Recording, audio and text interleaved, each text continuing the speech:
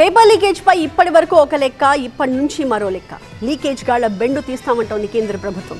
చట్టంలోని లోపాలని ఆసరాగా చేసుకుని చెలరేగిపోతున్న పేపర్ లీకేజ్ మాఫియాకి చెక్ పెట్టడానికి యాక్ట్ లో భారీ మార్పులు తీసుకొచ్చింది.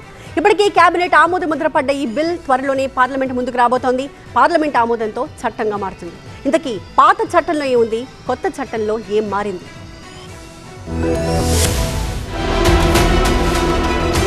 నీట్ పేపర్ లీక్ పై గత 2 నెలలుగా విశ్రమించకుండా ఉద్యమిస్తున్నారు కాక్రోచ్ జనతా పార్టీ మద్దతుదారులు. దీంతో స్పందించిన కేంద్ర ప్రభుత్వం పేపర్ లీకులకు పాల్పడే వారిని కఠినంగా శిక్షించేందుకు సమాయత్తమైంది. ఇందుకు సంబంధించిన చట్టాన్ని సవరించేందుకు ప్రధాని మోదీ అధ్యక్షతన జరిగిన కేబినెట్ సమావేశం కొన్ని నిర్ణయాలు తీసుకుంది. ప్రశ్నాపత్రాల లీక్ల ఘటనలో దోషులకు 10 ఏళ్ల వరకు జైలు శిక్షతో పాటు 10 కోట్ల రూపాయల వరకు జరిమానా విధించేలా ముసాయిదా బిల్లును రూపొందించింది కేంద్రం. ఈ బిల్లుకు ఆమోదముద్ర వేసింది కేంద్ర కేబినెట్. చట్టం పరిధిలోకొచ్చే నేరాలన్నీ నాన్ బెయిలబుల్ గా పరిగణించబడతాయి. అంటే నిందితులకు సులభంగా బెయిల్ లభించదు. పరీక్షలు నిర్వహించే ప్రైవేట్ సంస్థలు లేదా సర్వీస్ ప్రొవైడర్లు అక్రమాలకు పాల్పడితే వారిపై ₹1 కోటి ఫైన్ తో పాటు వారి ఆస్తులను కూడా జప్తు చేసే అవకాశం ఉంది.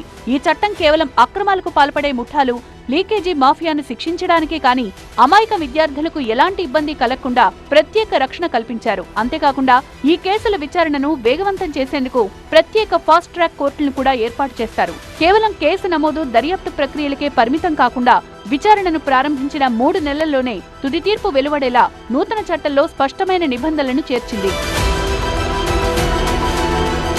ప్రధాని మోదీ ప్రకటన చేసిన కొన్ని గంటల వ్యవధిలోనే కేంద్ర ప్రభుత్వం public examinations prevention of unfair means act 2024 కు సవరణలు చేసింది. ఈ సవరణల ద్వారా చట్టానికి మరింత బలం చేకూర్చింది. మరోవైపు నీట్ పరీక్ష వ్యవహారంలో జరిగిన తప్పిదాలకు కేంద్ర ప్రభుత్వం ఇకనైనా ముగింపు పలకాలని చెప్పింది సుప్రీంకోర్టు. ఇలాంటి ఘటనలు ఇక మీదట కొనసాగకూడదని స్పష్టం చేసింది.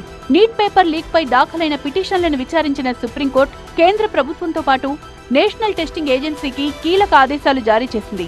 పేపర్ లీక్ తర్వాత చేపట్టిన సంస్కరణలపై అఫిడవిట్లు దాఖలు చేయాలని ఆదేశించింది. తదుపరి విచారణను జూలై 27కు వాయిదా వేసిన సుప్రీంకోర్టు అప్పటిలోగా కేంద్రం, ఎన్టీఏ తమ అఫిడవిట్లు దాఖలు చేయాలని స్పష్టం చేసింది.